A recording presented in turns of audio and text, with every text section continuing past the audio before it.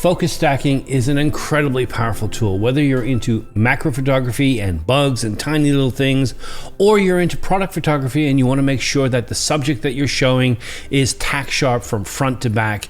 It's a very, very, very useful and powerful tool. Now, it does take a lot of work. There's a lot of fiddling to get things correct. For those of you that are fresh and haven't figured out exactly what it is, you're just checking it out right now. Focus stacking is basically the concept of taking a series of photographs, each one with a slightly different range of focus, just a thin layer of focus, and then blending those all together in software to create a subject that is, as I said before, tack sharp from front to back. It is a slow and laborious process in most cases. Traditionally, this is done with a camera and lens set up, and you take that front focus picture and then you move the camera in just a little bit, and then you take another picture and you move it in just a little bit, and we're talking about micrometers, just the tiniest amount. It is, like I said, slow and laborious, and if you mess it up, you go right back to the beginning, throw all those pictures away and start again. It can be nerve-wracking to do this. There are tools to make it easier. There is a device that you can put your camera on, and with a little turn of a wheel, that camera will move forward. Nice thing about that is that all axes are locked except for that forward or backward motion, so it keeps everything in frame. Very, very handy. Quite expensive to get a good one though, and to get a cheap one, they kind of work, but they flop around, they don't move properly. I tried one. It's not really worth it. The more expensive ones, of course, do work better, but they're more pricey. The step above that is to get an automated machine. This is a bigger version of the same concept. Lock the camera off on top, set up your picture, hook the camera into the device, click go.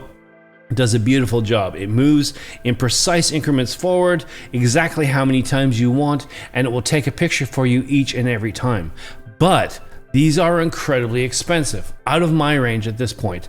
I wanted to do something very, very similar, and I found a workaround. Now, there are some caveats. This will work for just about any camera that is a removable lens. So DSLRs or mirrorless cameras, they almost all have a tethering app. The crux of this is to tether your camera to your computer and let the computer control what the camera is doing. That's the first part. The second part is that you require a an automatic lens. It's got to have automatic focusing. There are a lot of beautiful lenses out there that can do wonderful pictures, but if they're fully manual, this just will not work. You need to have something that has close focusing, and it has to have an automatic focusing system. Now, I've got a subject set up just over there. I've got a very, very long tethering cable. You don't need to have that. You can actually have it set up right next to your desk. You can use a laptop and go over to where your subject is. You could take it on the road if you want. But for convenience today, I've got a long cable. It goes all the way over there. I've got the GH5 set up with a macro lens on it, and my subject is in a light tent with 2 strobes on either side so we can get some beautiful even lighting over it. So let's jump over to the desk now. As you can see, I've already got the software open. This is the Lumix tethering app. So it's got the window here that you can see.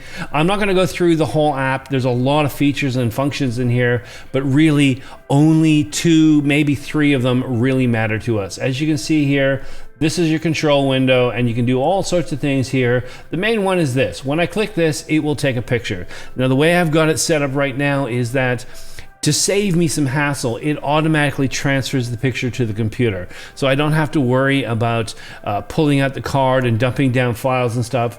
It also means that I can check my work without disrupting the camera or the layout. So if I get it wrong, I can go back and do it again without anything moving there, which is very, very handy. But this button right here, that is the first most important part.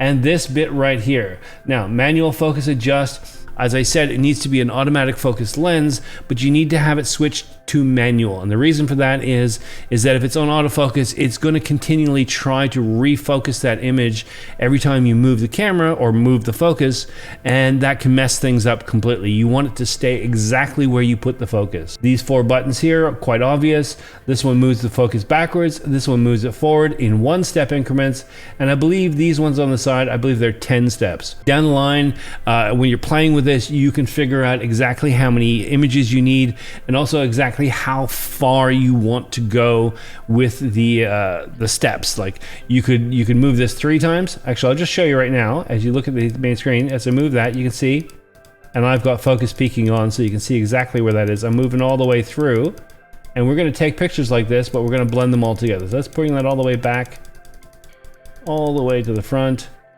And today, I think I'll do the 10 steps just to be quick. Normally, I like to have a number of extra exposures just in case. One of the things about this is that because I'm using strobes and they're quite high power, they do require a little bit of recycling time, so you need to leave a little gap between each capture. So this is the basic setup. By manually, you can take a picture, move this forward, take a picture, move this forward, take a picture, move this forward. Try not to bounce the floor so that your subject doesn't move. Pause in between each one so that your strobes can recharge, and you can get a series of pictures that you can then dump into whatever software you like. I personally like Helicon Focus, but there's lots of other pieces that you can do. This is how I started, but then I found a way, just a tiny little way, to make this even more automated, and it became so much easier. Right up here, you'll see this little icon right here. It says TinyTask. It is a freeware piece of software. I'll leave a link to it below in the description, and this makes everything so much better. This is basically a button clicker software. There's lots of other ones out there. You can choose the one you like, but I like this one because it's got all the features I need. But if I just start this up, and it's probably going to go to another window, so let me just drag it over here. There we go. And as you can see, ignore all that stuff at the top. Bunch of different things we got here. The thing I like about this is in the preferences, you can set the speed that it plays back. You can set whether it's continuous or a series. Like you could just go until you stop it, or you can set it to go 20 times, 30 times, however you want. And you've got recording and playback hotkeys. And by default, recording is F8 and playback is F12. I really like that. So basically what I'll do is, where did it go? I closed it. Bring it back up. Bring it back up. We need it there. There we go. What I'm going to do is I'm going to set up a routine with my mouse, and I'm going to record that. So I'm going to put my mouse in the middle here, and I'm going to press, I can't remember what it was.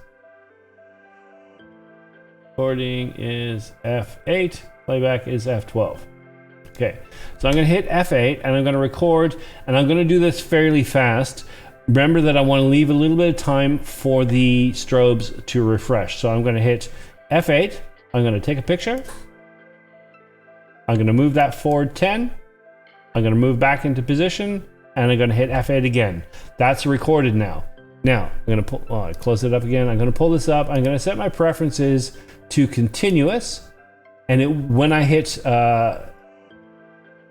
the button, it is going to start playing that through, and it's going to do it over and over and over, continuously moving that through until it is done. And when it is done, I am going to hit F12. So let's hit F12 right now, and I will probably speed this up just a little bit just so we can get through it.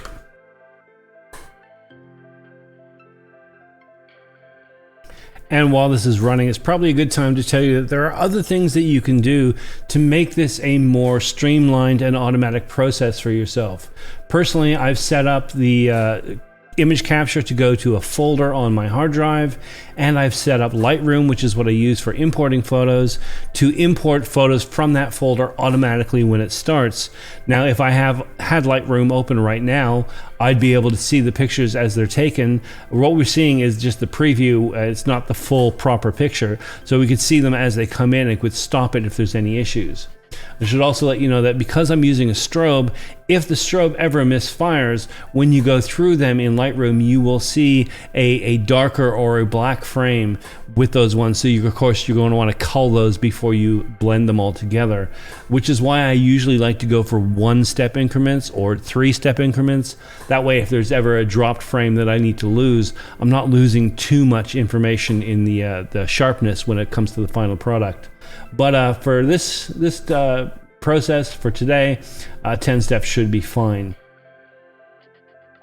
And of course, because I'm using strobes for this, I'm running this at real time with no speed up or anything. But if you are using natural light, or if you're using constant lights, you can run this as fast. You can speed it up to 5 times, 10 times, and literally power through this depending on how fast your camera can keep up. So there we go. That took about 5 minutes or so to capture all of that. I'm not going to go through the process of stacking. That's a whole different scenario with a lot of things to go through. But hopefully this helps you automate your stacking process, especially when you're working at home or in a studio. It is much simpler and much easier to do this. And it's far cheaper than purchasing a large device. As I said in the beginning, the only caveat is, you are pretty much stuck to an automatic focus lens. But if you can work with that, this will get some work done. So thank you for watching. I hope this has helped. I'm going to give you a little bit of a preview of what that worked out to be, how it looks. But yeah, thank you, and catch you next time.